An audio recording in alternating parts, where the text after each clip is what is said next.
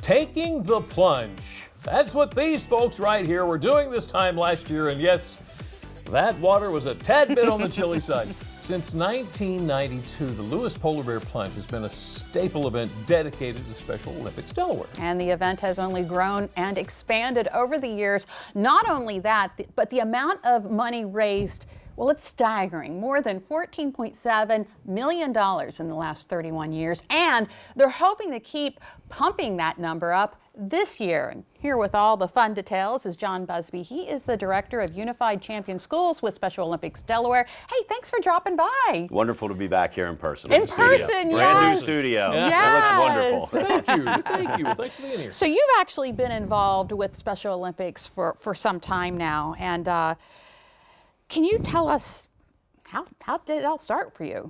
For me, it started back in graduate school when they offered me a job temporarily until they hired somebody full-time. Fast forward 33 years and several different positions within the organization, but I'm still here. Not so temporary. Not so temporary. You're doing a great job. Obviously, you're doing a great job. So the money that is raised, where does that go? How's it used? Stays right here in the state of Delaware, every single penny. And a lot of people don't realize that. They think it goes to the national office and it drips down to us, and that's not the case with this. And it stays here and it goes toward our athletes, more than 4,200 of them who participate in 16 sports year-round. And Special Olympics is life-changing for them. Yeah. And it teaches them skills that they need in the workplace, in the community, in their schools.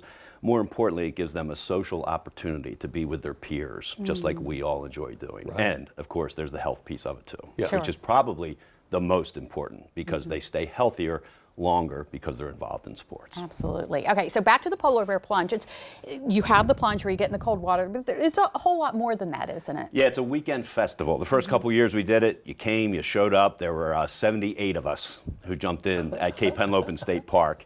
We raised $7,000. We thought this would be the biggest fundraiser we ever had if it stayed at $7,000. And the fact that last year we raised more than $1 million, 3,244 people jumped in the ocean, has just risen to an incredible event that we have. And so it's from small to huge. Why do you think it stayed so popular?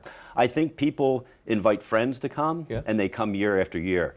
One of the things we did is we said we need to set a date and it's got to be consistent, not February 10th or February 12th, but the first Sunday in February. So I talk to people who say, look, we were going to have a family reunion that first Sunday in February, but I knew when it was brought up at Christmas time, there was no way we could do it because I'm going to plunge that day. Yeah. And so now we are seeing third and fourth decades of people who are plunging because grandma plunged. Oh, wow. And so decades is the wrong term, but over the 3 decades, the third Sure. into the third and fourth decade of this, and so it's just been it's a lineage thing. Yeah, And, you know, wonderful we have tradition. people who plunge every single year. We have people that have plunged and missed years, but they still come back. And I think that's one of the key things. It's not one of those things that once I don't do it, I'm done forever. Right. They come back eventually. Yeah. So yeah. Now, the thing is, it's been kind of warm lately, but predictions are it's going to be cold this year. A warm plunge is a hard plunge. When it's 58 degrees, which is I think the all-time record of the high, and you've got to jump in the water because no matter how warm the air gets, let's face it,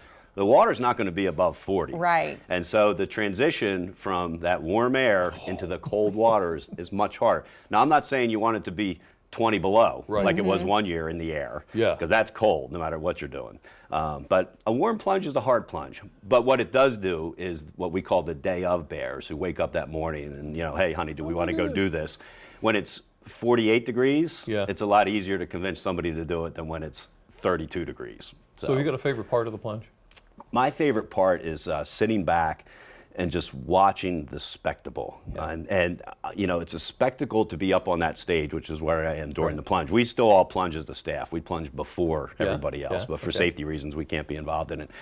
And to just watch those thousands of people run into the ocean and run out, and watch the 10 to 15,000 people we estimate that are watching this go on. So it's not just the 3,000 people in the water, it's the 10,000 people, 15,000 people on the sand, on the boardwalk watching it happen, and knowing how much money we've raised and where that money goes. And because you think about it, as I say, it's a 1-minute fundraiser.